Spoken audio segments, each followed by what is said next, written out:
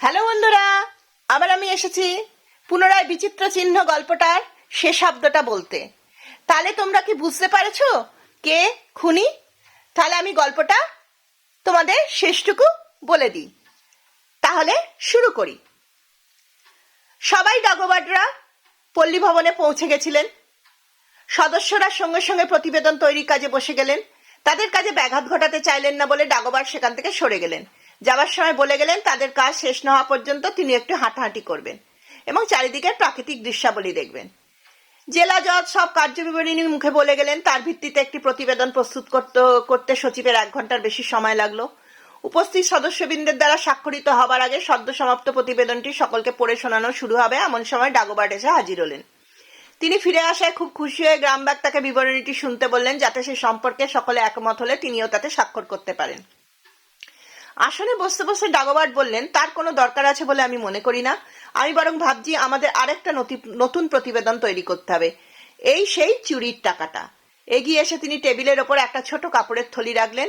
এই থলিটাই ডিওয়াল সর্বদা ব্যবহার করত। সঙ্গে সঙ্গে গুনে দেখা গেল টাকাটার পরিমাণ ঠিক আছে। কমিশনের সদস্যরা ভীষণ উত্তেজিত হয়ে পড়লেন। ফাউ গ্রামবাগ গর্ব ও কৃতজ্ঞতা ভরা দৃষ্টিতে ডাকবাটের দিকে তাকালেন। তিনি জানতেন এবং সবসময় বলেছেন ডাকবাটের উপর নির্ভর করা যায়। সঙ্গে সঙ্গে নানা প্রশ্ন উড়ে এলো। তিনি যখন টাকাটা উদ্ধার করেছেন তখন সত্যিকারের দোষীকে, সেসব সূত্র নিশ্চয়ই তার আছে। ডাকবাট বললেন, দোষী ব্যক্তির কথা যদি তোলেন তো বলি, আমি নিজেই তাকে ধরে ফেলেছি এবং স্থানীয় জেলে তাকে পৌঁছে দিয়েছি। কে? ঈশ্বরের দোহাই, সে কে? অনুমতি করেন তো একে একে সবই বলছি। সার্জন দুটো বিষয় নিশ্চিত করেই বলেছিল। আত্মহত্যা অসম্ভব, মৃত্যু ঘটেছে শ্বাসরোধের ফলে। অবশ্য তিনি বলেননি, আর সেটা তার ব্যাপারও নয়, যে ঘটনা পরম্পরা বিচার করলেই বোঝা যায় যে আক্রমণটা করা হয়েছিল পিছন থেকে।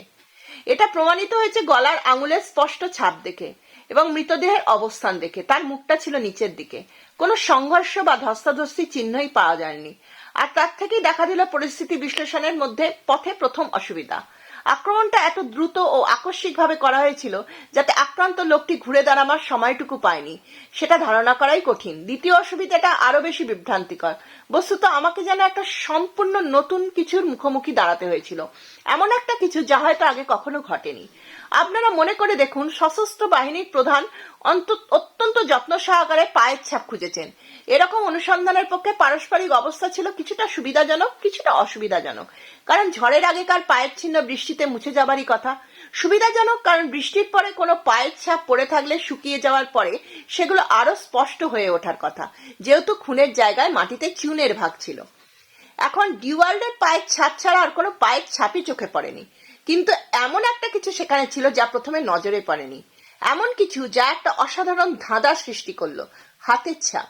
এই অদ্ভুত ছাপগুলো আমি সহজেই ধরতে পেরেছিলাম এবং এই সিদ্ধান্তে এসেছিলাম যে খুনটা করেছে তার একজন দক্ষ বাজিকর, যাতে কোনো পায়ের ছাপ না পড়ে সেই জন্য ঘটনাস্থলে চলে গেছে 2 হাতের ওপর ভর দিয়ে আর পা দুটোকে শূন্যে তোলে। অবশ্য আমার এই সিদ্ধান্তটা ভুল হয়েছিল, যদিও খুনটা করেছিল এমন একটা মানুষ যে হাতের ওপর ভর দিয়ে হেঁটেছে। সারা জেলায় মাত্র একটি লোকই এ কাজটা করে, সে ভিক্ষুক লিপ, আর সেই খুনি। অসম্ভব, একেবারেই অসম্ভব। এক বাক্যে সবাই আপত্তি জানালো। লোকটা তো নড়তেই পারে না। শান্ত হন ভদ্রজনরা, নিঃসন্দেহে সেই অপরাধী। আর অপরাধটা আরো বেশি ঘৃণার এই কারণে এটা ছিল ডিওয়ার্ল্ডেরই উপচিকিৎসার পুরস্কার। লিপ নিজেই ডিওয়ার্ল্ডকে বলেছিল তার বাড়ি ফেরার পথে তাকে কিছুটা পথ বয়ে নিয়ে যেতে। ডিওয়ার্ল্ড পঙ্গু লোকটিকে পিঠের ওপর তুলে বয়ে নিয়ে গিয়েছিল, আর সেই পথেই ডেকে এনেছিল তার নিজের নিয়তিকে। আগেই যে সময় পার্থক্যের কথাটা আমি বলেছি, এতে তারও একটা ব্যাখ্যা আছে। পিঠে এরকম এতটা বোঝা নিয়ে পথ হাঁটতে আধা ঘন্টা লেগেছিল। বোঝা না থাকলে সে পথটা যেতে তার লাগতো মাত্র 15 মিনিট।